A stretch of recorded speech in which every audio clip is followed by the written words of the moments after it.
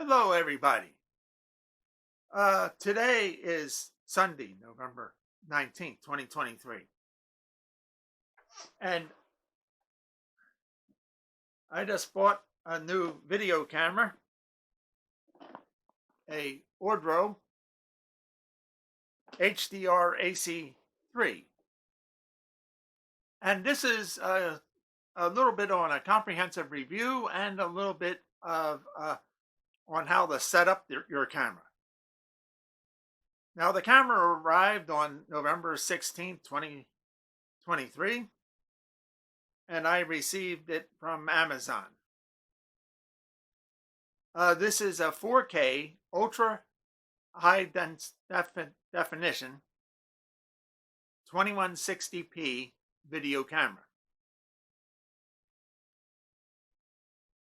This review is done with setting the video camera at ultra high definition or 4K 2160p, which is the maximum that this camera will work at. For most of my videos, I do them at full HD, which is 1080p, because on the internet, or when you post a lot of stuff on the internet, 1080p takes up less space. So the first thing that you need to do when you open up your new camera is charge the lithium battery. Now, the battery comes, lithium batteries come with a 50% charge, and they need to be charged. And this camera set comes complete with a charger that plugs in to an electrical outlet. And this charger, when you first put in the battery, it will show up red. Then after it gets to 60%, it turns to yellow. Then when it gets to 100%, it turns to green. And the instructions say, leave the battery charging for 15 minutes after it turns to green before you pull it out. Now, while the battery is charging, it's a good time to insert the SD card. Now, the SD card is the file system is a VFAT file system, which has a maximum file system size of 4 gigabytes. Now, I did a 20-minute video, and the size of the file was 2.4 gigs. So a word to the wise with a VFAT file system, try to limit your videos to 30 minutes. That way you'll be under the 4 gigabyte limit. Now, the position of the SD card, I have a problem with. You have to open up the view screen, which starts up the camera. So you have to there's a push button that you turn the camera off, and then you can remove the SD card. Or else if you remove it while the camera's still on, it will set what's called the dirty bit. And that's an indication that some files might be corrupted. Now, in the back of your camera, there is a thing called a mode dial. And there is a battery slot, and you slide the little switch that says open, which opens up the battery compartment case on the camera, and then you can insert your battery after it's fully charged. As you can see, there are several options you can set up. I will delve only into the camera setup.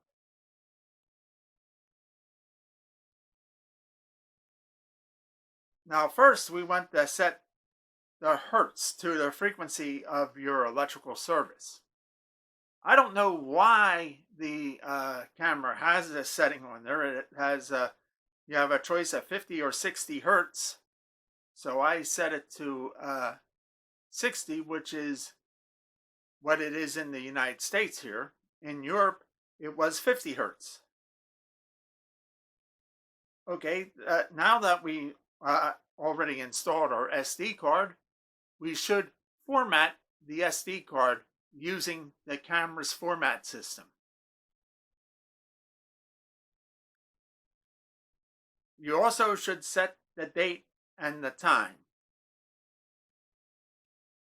That will make your video files and your photograph files with the proper date and time. Now, I noticed that on the metadata that it says that the time is Zulu time. So I set my time to Greenwich Mean Time. And of course, you can set the languages and everything else. Now we're going to talk about shooting videos. Most of the filming that I do is done in my office, in my house. And I have my camera set up on a tripod, which you saw on the first, at the beginning of this video. And I use an external microphone that is an extremely good mic. The outside recordings will be with the internal microphone of the camera. And it seems to be a pretty good microphone for an internal mic. Now, as you can see, there are a plethora of resolutions that you can film.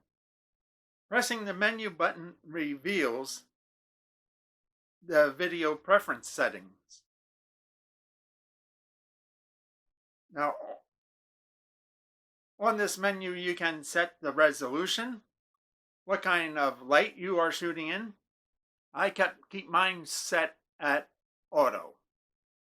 Now, I have sunlight LED bulbs in my office here, so over on my ceiling fan, so which provides very good lighting for filming. You can also set what color you want your video to be in, and black and white, sepia, standard color, or vivid color, and a bunch of other functions. And as you can see, there are a whole lot of video settings that you can set your camera to shoot at, the resolution from 480p all the way up to the 4K setting. And you can even set the camera to be take a lapse time, and there's settings that you can set up that you can, like, for every so many seconds it will take a shot. Like if you want to watch a flower opening over a period of time, it will take like a slow motion video photography. You would have to have a tripod to do that on, of course. Like if you wanted to watch a rose opening up, in the morning, and it would take a couple hours for it to open up, you can have a pretty good video of your rose opening up. Anyway, now we are going to see some videos showing some of the features of this camera. The outdoor shots are done with the internal microphone, as I already said. All my office shots are done with my external camera.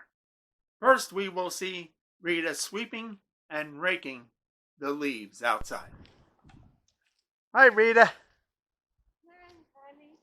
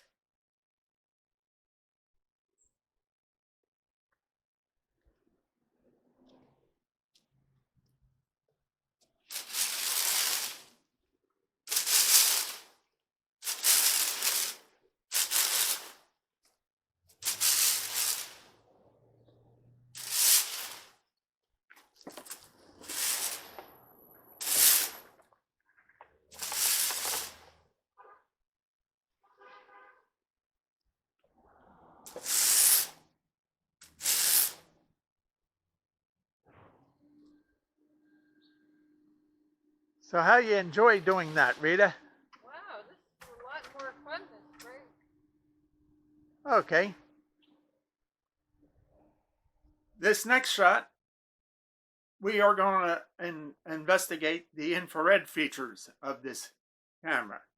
Now, I have found that the infrared function only works on really close-up shots, as you will see.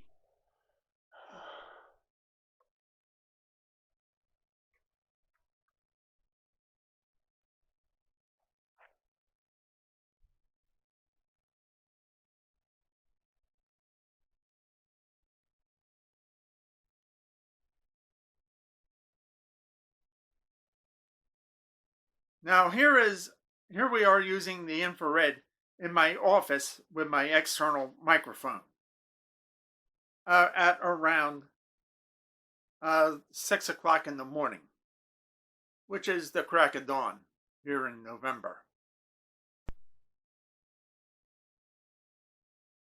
Here is the infrared function with the desk lamp on. Now I will turn off the desk lamp and show you what it looks like with just the crack of dawn in the morning.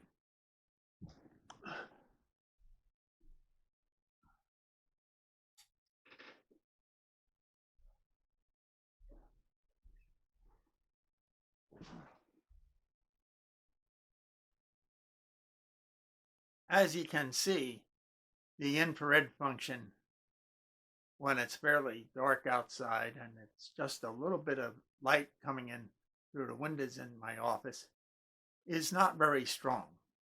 But when you come up close like this, you can actually see my face pretty good. And anyway, it's not the best in the world, but it does work. And I would not buy this camera for the infrared function and the infrared light. Anyway, bye-bye. Now I will show you 3 short clips showing sepia, black and white, and vivid color settings.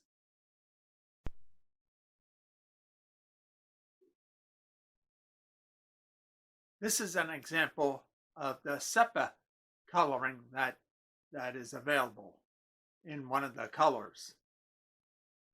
Anyway, bye-bye. And now you have old-fashioned black and white pictures.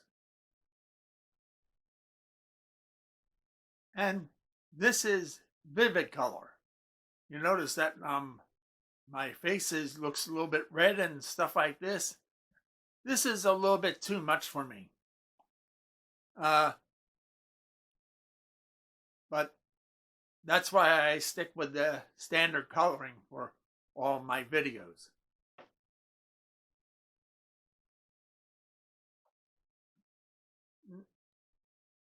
Now there are other features that come with this camera. One is this remote control thing that I can sit here in my office chair with the camera focusing on me, and I can start and stop the filming without having to get up and physically go to the camera to turn it on and off. If the mode dial is set on record, the top right button will either start or stop recording a video. If the mode dial is set on photo, the button that's underneath the record button will snap a picture for you. Now I noticed that when you use the remote control, it has a picture file name that's different than using the button on the camera for taking a picture.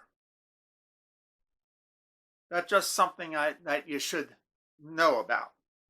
I don't know why they have a different file names, but one is just like the video file name with a 2023 underscore the month and the day underscore and the time. Whereas when you take it with this, the underscores are disappeared. And the top two left buttons on the left hand side of the video of the remote control are for setting the zoom. The top one is the zoom in and the bottom one is the zoom out. The second thing is, as you saw, that when I first got the camera, I was looking around for the external mic connection and I couldn't see one on the camera. Well, this camera has a USB-Y type connector with one connection that fits the mic, and the other one is the USB connection for using for like for connecting to your computer or for setting up connecting it to your electrical power, and with the USB adapter, which charges the camera automatically as you're recording.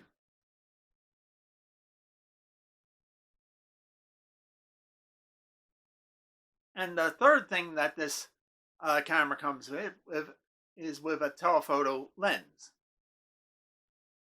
And this telephoto lens, you just screw it into the camera, and the telephoto lens comes with a clip that you can clip it onto your, according to the directions, you can clip it onto your cell phone, and all of a sudden your cell phone has a telephoto lens.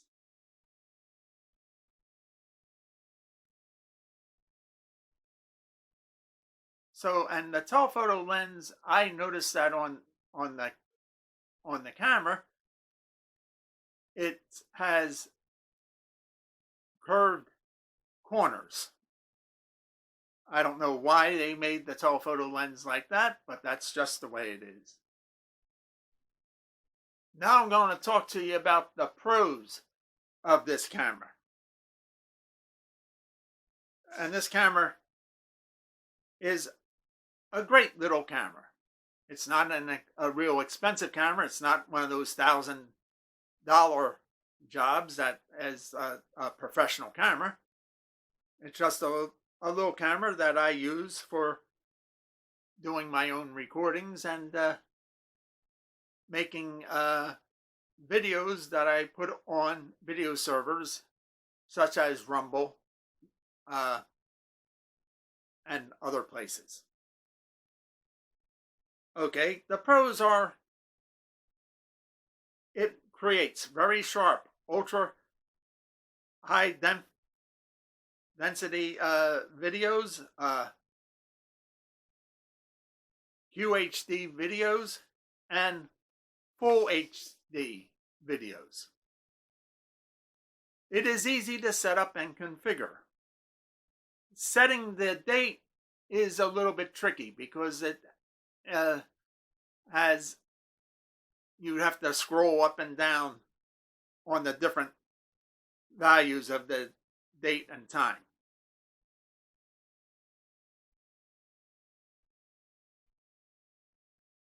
The instruction manual states that maximum SD card size is 128 gigabytes. This camera works fine with a 256 gigabyte card that I put in it.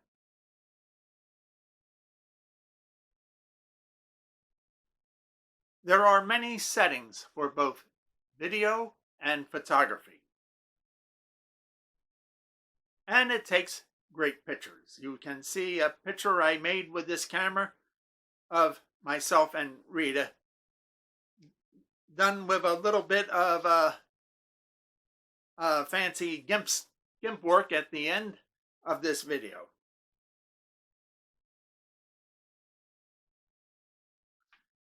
Cons.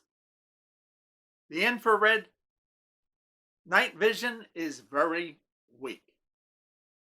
In other words, for the infrared to really work on this camera, you really have to be up close to the camera for it to work good.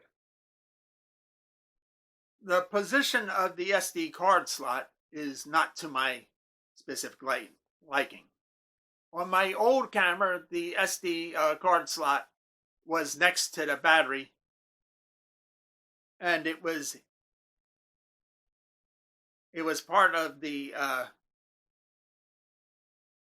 battery slot, you know, and it had a space over to it, and so you didn't have to worry about the camera being on if you wanted to remove your SD card. Now, the SD card is formatted in a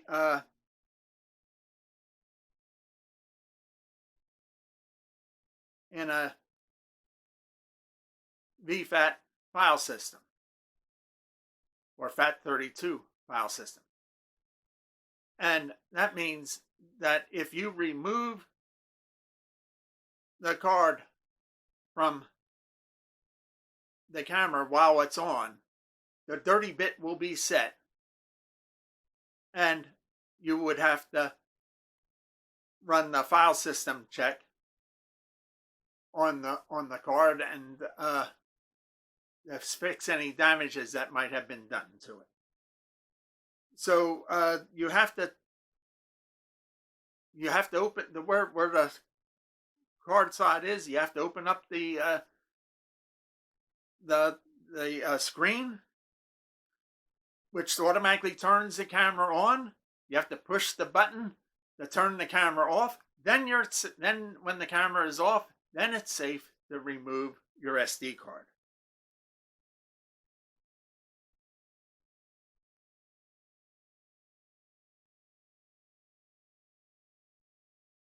Now, when you remove the camera from your padded case that comes with the camera, the mode switch or the mode dial will move it will not stay on whatever you put it into the bag, and it will change. So when you take it out of the carrying bag, you have to make sure that the mode dial is set where you want it.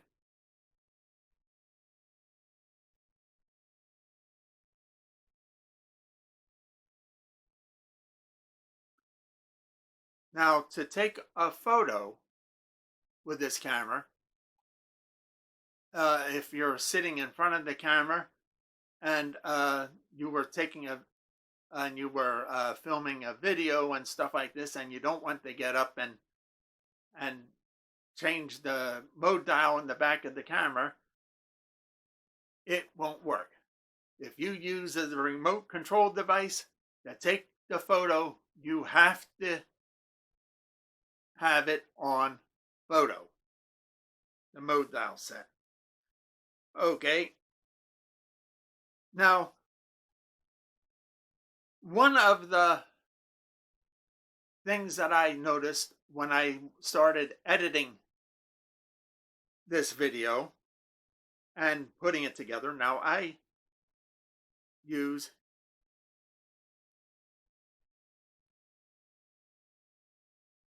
a Linux video editor. And it bellyached when I started putting in the video files that I made. Then I found out that the video files were of a resolution of 2880 by 2160 instead of 3840 by 2160. And according to FFmpeg, which is a program for changing and editing videos, it's a command line program, pretty complicated. It told me that the SAR value was 4:3 aspect ratio, and that's the storage aspect ratio. And the display aspect ratio is 16:9.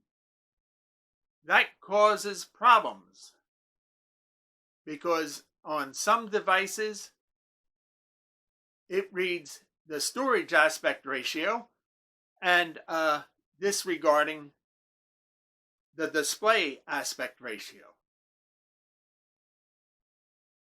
So you have a 4:3, which is like the old cathode ray tube TV sets that we used to watch. Now the Full HD and the QHD, the SAR and the DAR values are equal.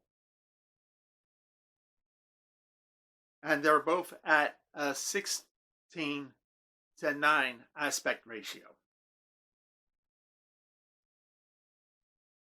Now, I would not use this camera for producing ultra high definition videos that I was going to edit with my editor. My editor bellyaches. It understands, and it understands how to do the display aspect ratio and stuff like this. But if you put in little things like dissolve things and stuff like that, when you render it, it doesn't come out very good. So you have to use FFmpeg and reformat the 4K videos that you record with this so that you get the SAR and the DAR equal.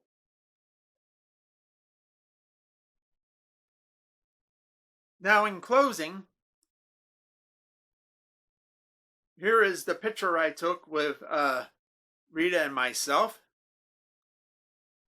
And Rita and I both hope you have a very good day and that this video has been beneficial for you. And we want to thank all the great programmers that make editing this video all possible. Take care for now, and bye-bye.